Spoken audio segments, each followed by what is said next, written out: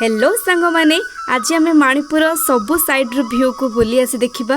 प्रथमे आम घर बाहर एक बड़ पोखरी पड़ो से पोखर नाम हरिया पोखरी एवं तापरे गोटे रास्ता पड़ो से रास्ता बाटे गले एक सुंदर राधाकृष्ण मंदिर पड़ो एवं तापर परे आम गाँव सबुठ बड़ मंदिर शिव मंदिर पड़ो एवं तापरे देखा जे आम जागरण बहुत सुंदर देखा जाए मंदिर भक्त मानकर भी अधिक भिड़ हुए एवं तापरे आमर गोटे पानी टांकी अच्छी देखु ये पानी टांकी हमें देखिले एवं पानी टांकी परे आमर पूर्वर जो हॉस्पिटल थिला जमा भल नथिला एबे जो हॉस्पिटल रूपांतरीकरण करा जाइछि बहुत सुंदर भी देखा जाउछि।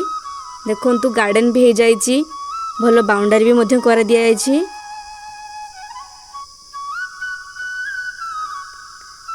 एवं यात्री मानक पाई गोटे बसिबा स्थान मध्य कर देइचंती पाखरे मंदिर भी गोटे भल अच्छी। आगुरु जो आमर मणिपुर मार्केट कॉम्प्लेक्स ला जमा भल नथिला एबे ग्राम पंचायत सहित मार्केट रो भी रूप बदल दिया जाइछि।